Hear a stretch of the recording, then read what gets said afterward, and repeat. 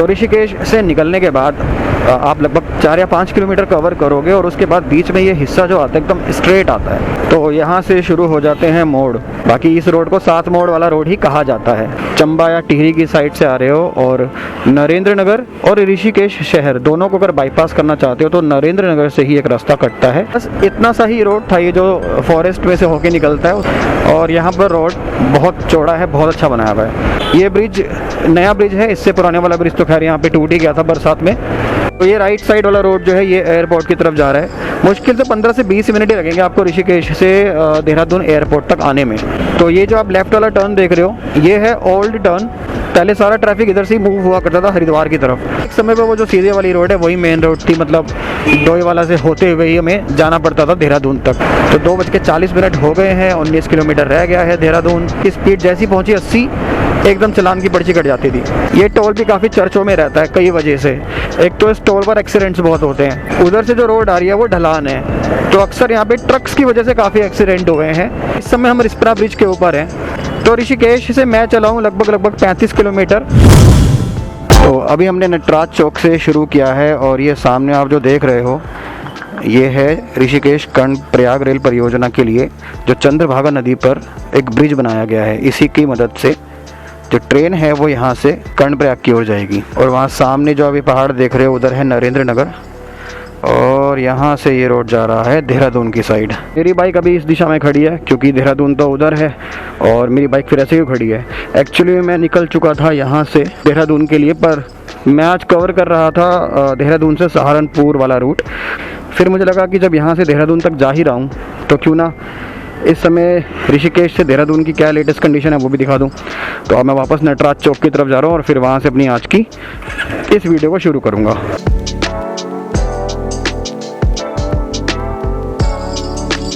तो अगर आप देहरादून से ऋषिकेश की तरफ आओगे तब तो आपको इसी रोड से जाना है और यहाँ पहुँचते ही आप समझ लो पहुँच गए ऋषिकेश में। तो मुझे आपको रियल पॉइंट से बताना है, इसलिए मैं एक बार मतलब 4 किलोमीटर चला गया था, फिर मैं वापस आया हूँ यहाँ पर 4 किलोमीटर। तो ये है नटराज चौक ऋषिकेश का और यहाँ से मैं वापस यू टर्न लेकर इस वीडियो में आपको दिखाऊंगा ऋषिकेश से लेकर देहरादून के रिस्पना चौक तक पहुँचने में मुझे कितना समय लगता है और क्या कुछ है रोड की कंडीशन।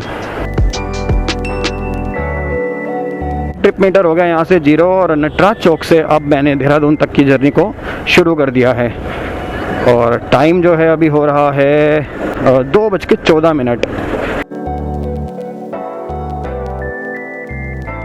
फिलहाल ये रोड है जो यहाँ से देहरादून को भी कनेक्ट करती है। जॉली ग्रांट एयरपोर्ट भी यही रोड जाती है और इस रोड को 6 लेन 4 लेन कन्वर्ट करने का प्रोजेक्ट भी आ चुका था, लेकिन फिर बहुत सारे प्रोटेस्ट हुए जिसके कारण फ़िलहाल तो वो ठंडा पड़ा हुआ है।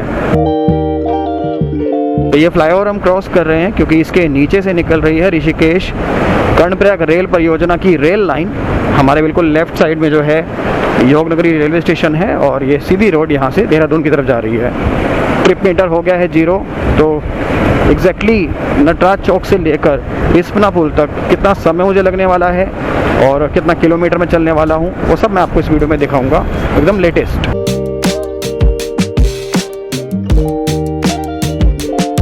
तो ऋषिकेश के बाद लगभग ये 10 किलोमीटर का जो रोड है ये चूँकि हिल एरिया में से निकल के जाता है और फॉरेस्ट में से निकल के जाता है। ऋषिकेश के बाद कुछ इस प्रकार का रोड है, मतलब चौड़ाई ठीक ठाक है इसकी और 10 किलोमीटर का ये रोड है जो फॉरेस्ट में से होके निकलता है। वैसे एक प्रोजेक्ट तो इसके लिए भी अब पास हो चुका है 4 लेन 6 लेन करने के लिए, लेकिन काफ़ी विरोध प्रदर्शन के बाद फ़िलहाल उसको अभी होल्ड कर दिया गया उस प्रोजेक्ट को।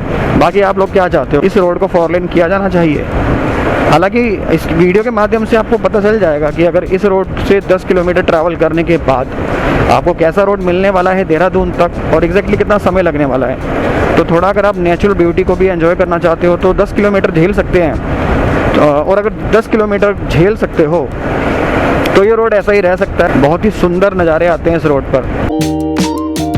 अभी मेरी जो स्पीड है वो मैंने रखी हुई है लगभग 55-58 के आसपास। जैसे जैसे रोड की डिमांड होगी वैसे ही गाड़ी की स्पीड बढ़ाएंगे। मैक्सिमम जाऊंगा मैं 70-75 तक, शायद देहरादून तक तो 70 तक पहुंचने की ज़रूरत पड़े भी ना।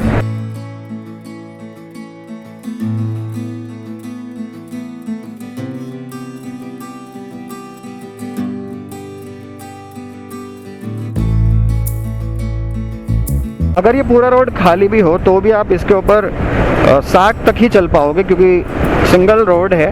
मतलब चौड़ाई अच्छी खासी है लेकिन सिंगल रोड है और दोनों तरफ से जो ट्रैफिक है इसी रोड पर मूव करता है। 60 की जो स्पीड है एक अच्छी स्पीड है इस रोड के लिए। बस 10 ही किलोमीटर जाना है, तो अगर 10 मिनट भी लग जाए इस रोड को पार करने में तो कोई दिक्कत नहीं है। उसके लिए ज़्यादा तेज़ चलने की कोई ज़रूरत नहीं है। वैसे ये बंदा पता नहीं क्या खा रहा है जो लेफ्ट साइड में बैठा है गाड़ी में और फेंकता जा रहा है बाहर।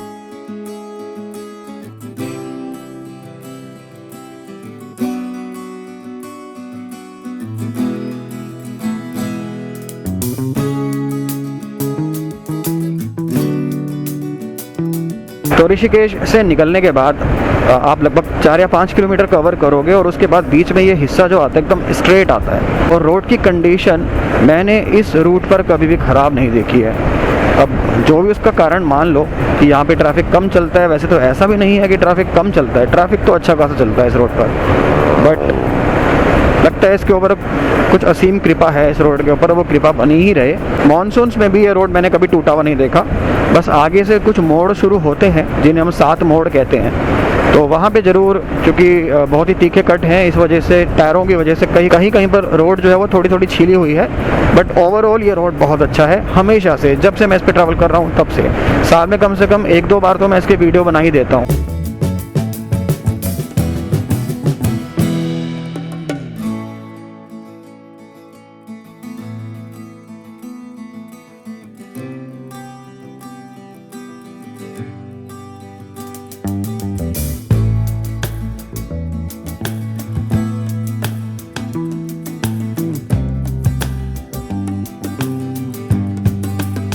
तो यहाँ से शुरू हो जाते हैं मोड़। अब एक के बाद एक आप गिन लेना 7 मोड़ हैं कि नहीं है। बाकी इस रोड को 7 मोड़ वाला रोड ही कहा जाता है।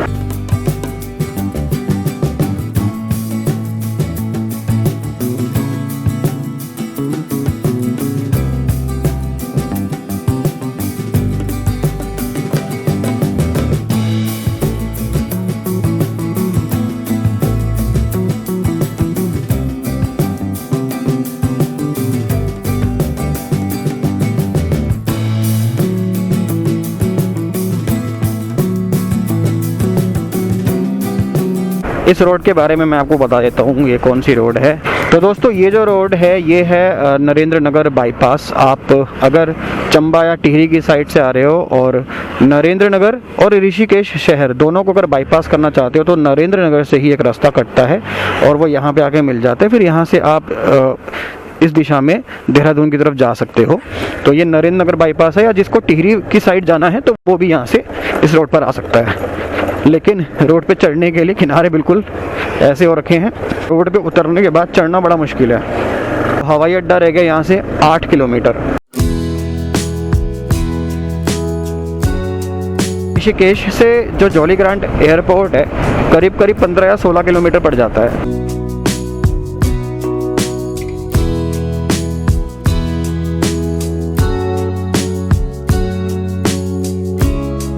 हवाई अड्डा 7 किलोमीटर, डोईवाला 11 किलोमीटर। तो बस इतना सा ही रोड था ये जो फॉरेस्ट में से होके निकलता है। उसके बाद आप आ जाते हैं इस जगह पर। ये रानी पोखरी एरिया है ऋषिकेश से देहरादून के बीच में, और यहाँ पर रोड बहुत चौड़ा है, बहुत अच्छा बनाया हुआ है। तो अब हम इसी रोड को फॉलो करते हुए यहाँ से देहरादून तक जाएंगे। तो अभी ये जो रोड है ये एयरपोर्ट वाला रोड है, यहाँ से थोड़ी ही दूरी पे एयरपोर्ट रह गया है। और उसके बाद हम यहाँ से डोईवाला की ओर बढ़ेंगे। डोईवाला को भी बाईपास करके हम निकल जाएंगे सीधा लच्छीवाला की तरफ।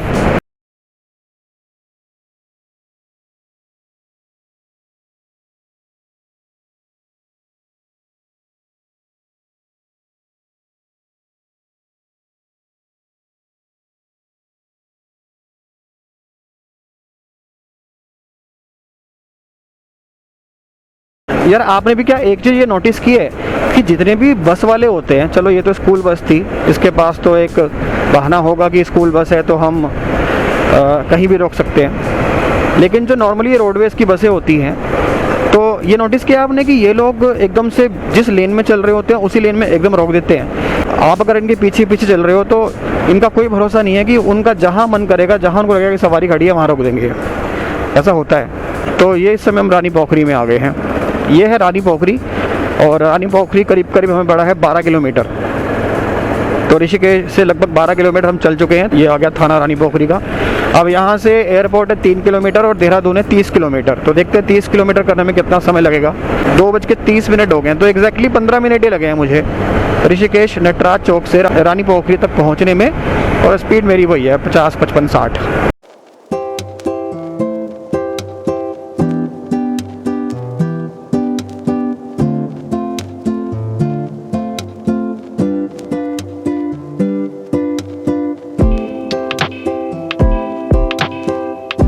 तो ऋषिकेश से अभी हमने जितना भी किलोमीटर कवर किया उसमें आपने देखा होगा बीच में शुरू में सिंगल रोड थी, उसके बाद फिर 4 लेन आई, फिर बीच में थोड़ा सा हिस्सा मार्केट का गया, और एक ये सिंगल ब्रिज है यहाँ पर। तो ये ब्रिज नया ब्रिज है, इससे पुराने वाला ब्रिज तो खैर यहाँ पे टूट ही गया था बरसात में, और जब दोबारा भी बनाया गया तो सिंगल ब्रिज ही बनाया गया।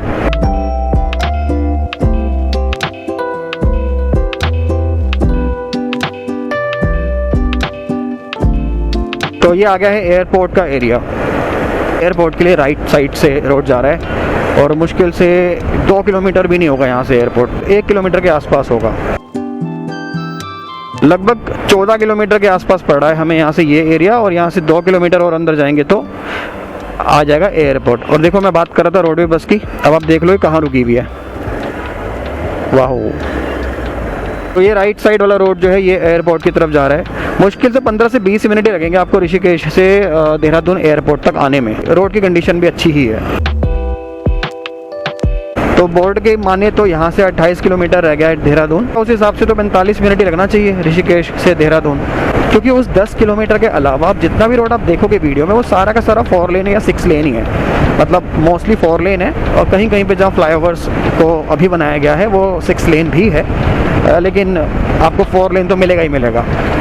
तो शायद 10 किलोमीटर को बख्शा जा सकता है अगर कोई बाहर से आ रहा है और उत्तराखंड देखने आ रहा है। तो उत्तराखंड की जो इमेज है दुनिया में वो क्या है? Natural beauty, forest, hills.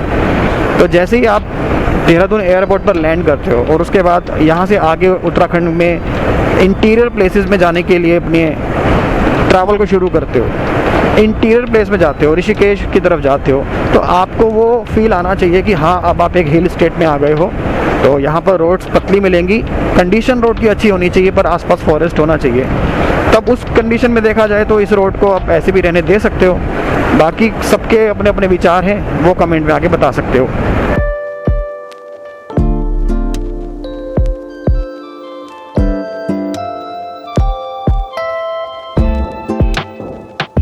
देखो जो एयरपोर्ट के आसपास का इलाका होता है ना, उसकी वैसी बल्ले बल्ले हो जाती है। अब आप ये देखो कि कितना बढ़िया रोड बना हुआ है दोनों साइड में, क्वालिटी भी रोड की अच्छी है। यही अगर आप शहर की तरफ कहीं और चले जाओगे तो रोड 4 लेन भी होगा तो भी टूटा हुआ मिलेगा, और आसपास का एरिया भी पूरी प्रॉपर तरीके से नहीं डेवलप किया गया होगा। पर यहाँ पर क्योंकि ये एयरपोर्ट के पास है इसीलिए इसकी कंडीशन बहुत अच्छी है। मैं अभी भी 60 की स्पीड पर ही चल रहा हूँ, तो मुझे लग रहा है कि 60 की स्पीड पे ना मेरे लिए कंफर्टेबल है। गाड़ियों को आराम से देखकर चलना, ओवर ब्रेकिंग की ज़रूरत नहीं पड़ती है, अपना गाड़ी माइलेज अच्छी दे देती है, और अल्टीमेटली है ना आप टाइम से पहुंचते हो। 60-70 की स्पीड काफ़ी होती है आपको हाईवे पे ट्रैवल करने के लिए। ये 100-120 वाला फंडा अब मेरे सर के ऊपर से जाता है। गाड़ी आपके पास कोई भी हो, 80 की स्पीड मोर देन सफिशिएंट है।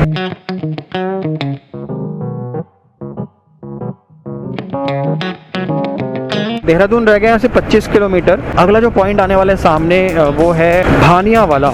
एक समय पे भानिया वाला बड़ा इंपॉर्टेंट होता था जिन लोगों को हरिद्वार से देहरादून या देहरादून से हरिद्वार या ऋषिकेश से देहरादून ट्रैवल करना होता था।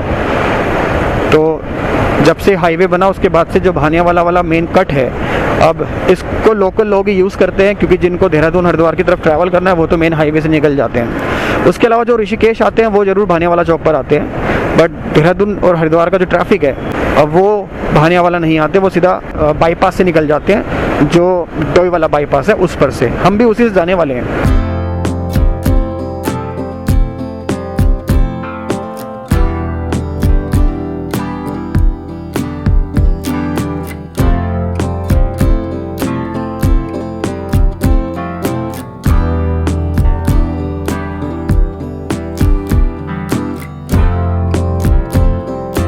तो यहाँ से अगर आप हरिद्वार जाना चाहते हैं तो ये भानिया वाला पॉइंट है, इधर से आपको लेफ़्ट टर्न लेना होता है और आगे जाके आप मेन हाईवे पे मर्ज हो जाते हो। और अगर आप सीधे हाईवे से ही जाना चाहते हो, मतलब थोड़ा सा भी अंदर नहीं जाना चाहते, तो और सीधा चले जाओ, वहाँ से भी हाईवे पे कनेक्ट हो जाओगे। अब ये भानिया वाला पे जो रोड है वो आप देख रहे हो कैसी है। अब यहाँ पर जो एनक्रोचमेंट है उसको तो हटा ही लिया गया था, लेकिन अभी भी इसको चौड़ा नहीं किया गया है। मतलब यहाँ पर जो काम है ना काफ़ी ज़्यादा स्लो गति से हो रहा है। अभी भी मार्केट ऐसी ही है, रोड पतली ही है, जबकि रोड के लिए अब जगह तो फ्री हो चुकी है, मकान वकान पीछे हो चुके हैं। अब ये नहीं मालूम कि क्योंकि अभी जो भानिया वाला से ऋषिकेश वाला प्रोजेक्ट है वो होल्ड हो गया है, शायद ये कारण है कि यहाँ पर भी काम नहीं हो रहा है। तो ये जो आप लेफ़्ट वाला टर्न देख रहे हो ये है ओल्ड टर्न। पहले सारा ट्रैफिक इधर से ही मूव हुआ करता था हरिद्वार की तरफ, और वो सामने आप देख रहे हो बाईपास, डोई वाला बाईपास है वो, और भानिया वाला बाईपास भी है। तो अब आप हरिद्वार की तरफ से आते हो, यानी कि हरिद्वार से शांतिकुंज होते हुए नेपाली फार्म, और उसके बाद नेपाली फार्म से लाल तप्पर होते हुए सीधा इसके ऊपर आ जाते हो। तो ये है आज की डेट में देहरादून हरिद्वार का डोई वाला बाईपास। तो यहाँ से भी आप हरिद्वार जाने के लिए लेफ़्ट टर्न ले सकते हो। फिलहाल हमें जाना है देहरादून, तो भाई हम ले लेते हैं राइट टर्न। एक समय पे वो जो सीधे वाली रोड है वही मेन रोड थी, मतलब डोई वाला से होते हुए ही हमें जाना पड़ता था देहरादून तक। 19 किलोमीटर यहाँ से रह गया है देहरादून, और समय हो गया है 2:40। तो 2:40 हो गए हैं, 19 किलोमीटर रह गया है देहरादून। लेट्स सी कितनी देर लगती है हमें देहरादून पहुँचने में। तो ये आ रही है पीछे से हरिद्वार रोड, और ये आ गए हम मेन हाईवे पर।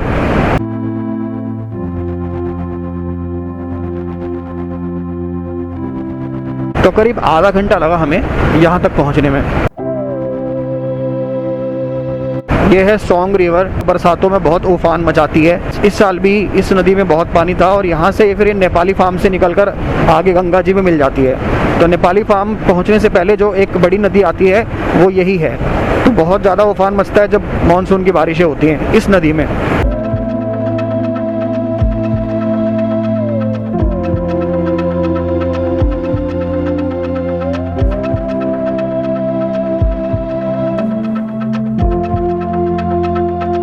तो यहाँ से भी अगर आप डोई वाला जाना चाहते हैं तो डोई वाला जाने के लिए लेफ़्ट में फ्लाईओवर है, यहाँ से फ्लाईओवर से नीचे उतर के डोई वाला की तरफ चले जाएंगे। मुश्किल से 3-4 किलोमीटर होगा यहाँ से डोई वाला, और देहरादून जाने के लिए सीधा। तो जिस अलाइनमेंट पे अभी हम चल रहे हैं ना, ये पुराना अलाइनमेंट है, पुराना फ्लाईओवर है। और जो लोग देहरादून, हरिद्वार, ऋषिकेश के आसपास के रहने वाले हैं और देहरादून फ्रिक्वेंटली ट्रैवल करते हैं बहुत सालों से, वो ये बता सकते हैं कि ये वाला फ्लाईओवर बनने में कितने साल लगे थे। मैं अपनी बताऊं तो जब काफ़ी छोटा था, स्कूल में था, तो एक शादी में देहरादून गए थे हम। पहली बार जब मैं देहरादून गया था हरिद्वार से, उस समय मैंने देखे थे यहाँ पर कुछ फ्लाईओवर का काम चल रहा है, और बहुत साल पुरानी बात हो गई।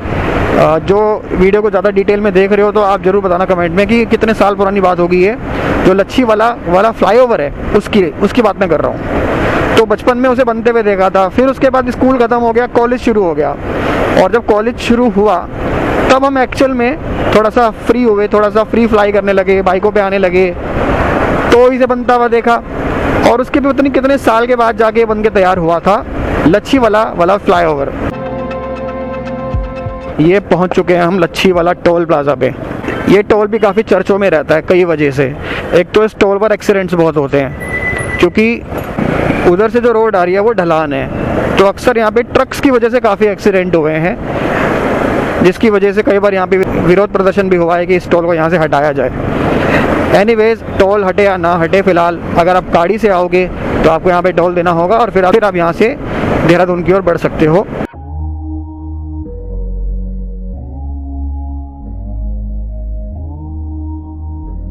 तो देहरादून रह गए मात्र 14 किलोमीटर।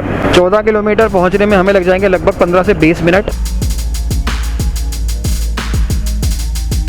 ये हम क्रॉस कर रहे हैं मड़ी माई मंदिर।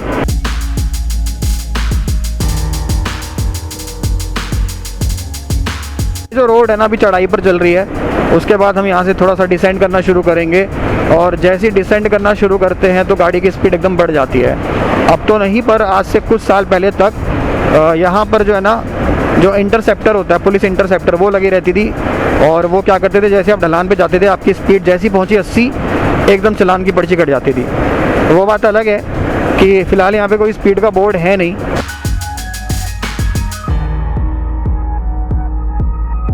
तो देहरादून से पहले कुआं वाला एरिया में हम पहुँच गए हैं। करीब 27-28 किलोमीटर हमें हो गए हैं ऋषिकेश से निकले हुए। 2:50 हुए हैं, 3 बजने में भी 10 मिनट हैं, तो आधे घंटे से थोड़ा ही ऊपर हुआ है अभी हमें, 40 मिनट के आसपास।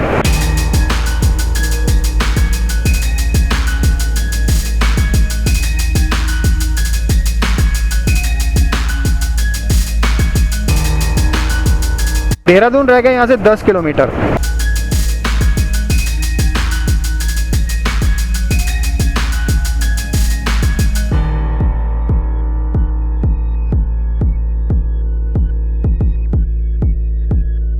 तो जी यहाँ से टोल रोड हो रही है अब समाप्त, और इसके बाद जिस रोड पर हम होंगे वो होगी देहरादून सिटी की रोड। वो रोड भी अच्छी खासी चौड़ी है, मतलब रोड ऐसी ही है, सिर्फ NH के अंडर में नहीं होगी वो रोड।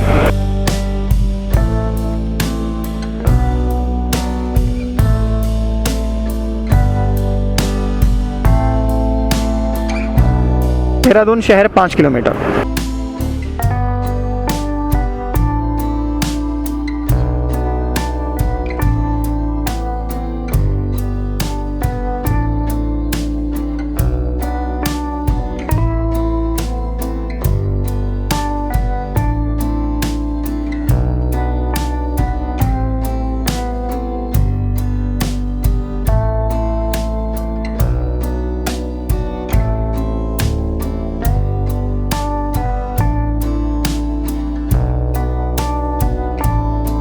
सामने आ गया है रिस्पना पुल, और एज़ यूजुअल यहाँ पर हम जब भी पहुँचते हैं तो हमें जाम की स्थिति मिलती ही मिलती है, बट बहुत देर तक यहाँ जाम रहता नहीं है, मतलब जल्दी जल्दी ट्रैफिक निकलता रहता है यहाँ से।